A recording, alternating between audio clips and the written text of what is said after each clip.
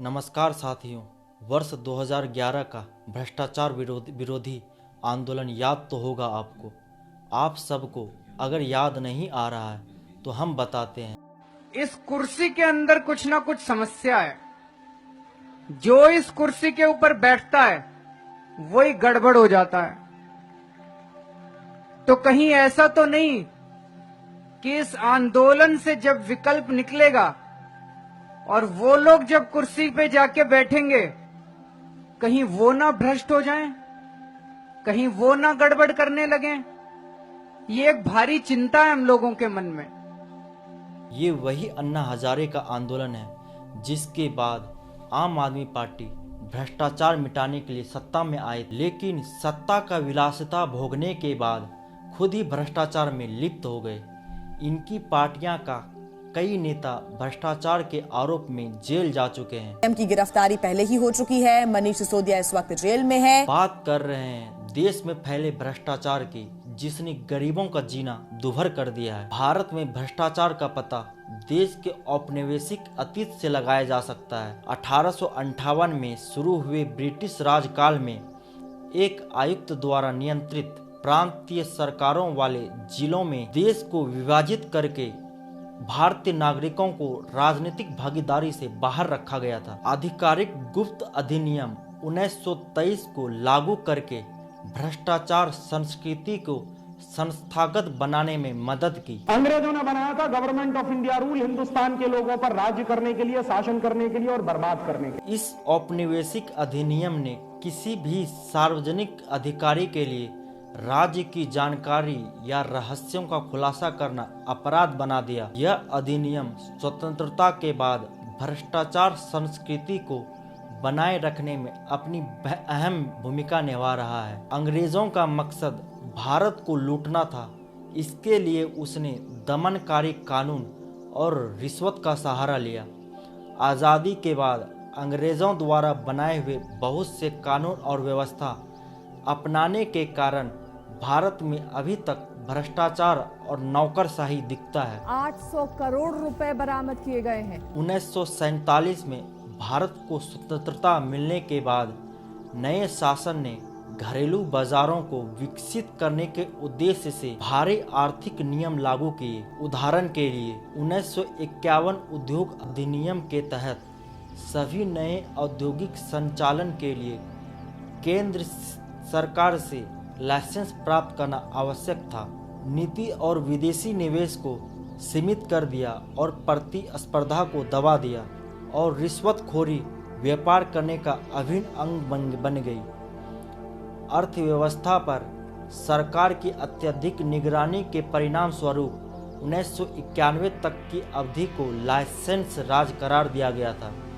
भारत की जनता कर यानी टैक्स चोरी करने लगा। जब इंदिरा गांधी ने केंद्र बजट में 97.75% टैक्स का प्रस्ताव रखा था, उसके बाद कर चोरी करना लोगों की आदत बन गई, जो अभी तक है। भारत में अनेक घोटाले हो रहे हैं, चाहे वे बोफोर्स घोटाला हो या चारा घोटाला या फिर जमीन घोटाला। घोटालों का लिस्ट तो बहुत लंबी है। आए दिन नई भ्रष्टाचार का खुलासा होते रहता है। मीडिया ने भ्रष्ट भारतीय नागरिकों द्वारा स्विस बैंकों में करोड़ों रुपया जमा करने के आरोपों को व्यापक रूप से प्रकाशित किया। जुलाई 2021 में भारत के केंद्रीय प्रत्यक्ष कर बोर्ड ने सूचना के अधिकार अनुरोधों का जवाब दिया, जिसमें जून 2021 तक जांच के बाद भारत और विदेशों में उनके द्वारा पहचानी गई 20,078 करोड़ रुपए की अघोषित संपत्ति बताई गई थी। ट्रांसपेरेंसी इंटरनेशनल की रिपोर्ट के अनुसार 2023 के लिए भ्रष्टाचार धारण सूचकांक में भारत 180 देशों में 93वें स्थान पर है। भारत का कुल स्कोर 39 था। 0 यानी सबसे भ्रष्ट, 100 यानी सबसे साफ। 2005 में ट्रांसपेरेंसी इंटरनेशनल द्वारा किए गए एक शोध के अनुसार 30% से अधिक भारतीयों ने अपने जीवन में कभी न कभी किसी सरकारी अधिकारी को रिश्वत दी है। 2018 की एक अन्य रिपोर्ट में पाया गया कि लगभग आधे भारतीयों को सरकारी एजेंसियों से सेवा प्राप्त करने के लिए रिश्वत देनी पड़ी। 2012 के हिंदुस्तान सर्वेक्षण के अनुसार कम से कम 42% युवा भारतीयों ने रिश्वत दी है। कई विश्लेषकों का मानना है कि भारत की विशाल नौकरशाही और कमजोर संस्थाएं पुलिस और न्यायपालिका को राजनीतिक दलों के बाद क्रमशः भारत में दूसरे और तीसरे सबसे भ्रष्ट संस्थानों के रूप में स्थान दिया गया है। कार्मिक और प्रशिक्षण विभाग के आंकड़ों के अनुसार लोक सेवकों से जुड़े भ्रष्टाचार के 118 से अधिक मामलों में से 6 मामले भारतीय प्रशासनिक सेवा यानी IAS अधिकारों से जो केंद्र और राज्य सरकारों से अभियोजन मंजूरी का इंतजार कर रहे हैं। भ्रष्टाचार निवारण अधिनियम 1988 की धारा 19 के तहत अभियोजन की मंजूरी मांगी गई है, जिसमें कहा गया है कि कोई भी अदालत धारा 7, 10, 11, 13 और धारा 15 के तहत किसी लोक सेवक द्वारा किए गए दंड अपराध का संज्ञान नहीं लेगी।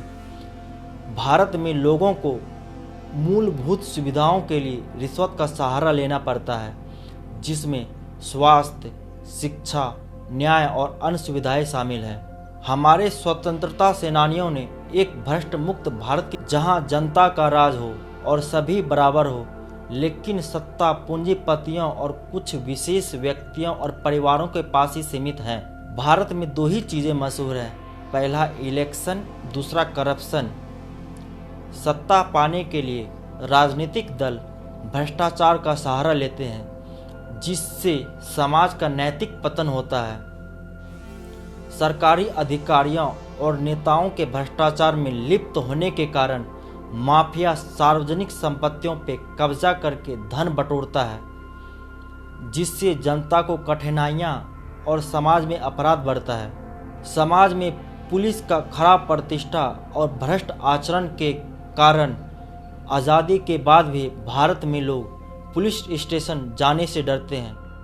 The video shot on a mobile phone shows policemen thrashing 2 men with belts inside a police station in Koppal district.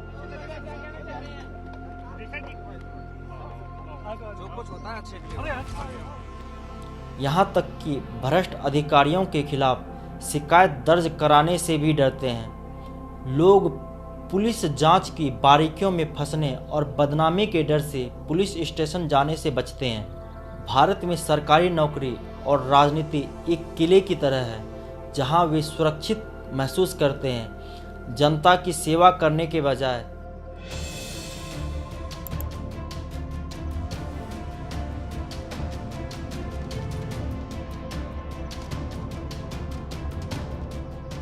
जनता का शोषण करने लगते हैं। बाकी जनता भी इसी किले में प्रवेश करने के लिए हर संभव कोशिश करता है। भारत में कोई भी व्यक्ति राजनीति में प्रवेश कर सकता है और राजनीतिक पार्टियां बना सकता है। किसी व्यक्ति की शैक्षणिक योग्यता पात्रता मापदंड का हिस्सा नहीं है। ऐसे मंत्री नियुक्त किए गए हैं जो कभी स्कूल नहीं गए और उन्हें भारतीय राजनीतिक व्यवस्था का बहुत कम ज्ञान है। ऐसे लोग भी हैं जिन्हें किसी आपराधिक के लिए भ्रष्टाचार मिटाना है, नया देश बनाना है। नारा बदल जाता, धन और धरती बट कर रहेगा अपना अपना छोड़ के। दुनिया में आए हैं तो कुछ काम करिए और चंदा के पैसा से जलपान करिए। ऐसे लोग भी हैं जिन्हें किसी अपराध के लिए दोषी ठहराया गया है। जब ऐसे लोग सरकार के प्रभारी हो तो भ्रष्टाचार होना लाजमी है। केवल वे उम्मीदवार जो शैक्षिक आवश्यकताओं को पूरा करते हैं और जिनका आपराधिक रिकॉर्ड साफ है, उन्हें ही चुनाव लड़ने में सक्षम होना चाहिए। चुनाव जीतने के बाद उम्मीदवारों को उन्हें दी गई असंख्य भूमिकाओं और जिम्मेदारियों को संभालने के लिए प्रशिक्षित किया जाना चाहिए। एक सुशिक्षित और प्रशिक्षित व्यक्ति निसंदेह दूसरे की तुलना में अधिक प्रभावी ढंग से देश का नेतृत्व कर सकता है। हर चीज़ के लिए एक निर्धारित नीति होना चाहिए और भ्रष्टाचार को जघन्य अपराध की श्रेणी में रखना चाहिए। धन्यवाद।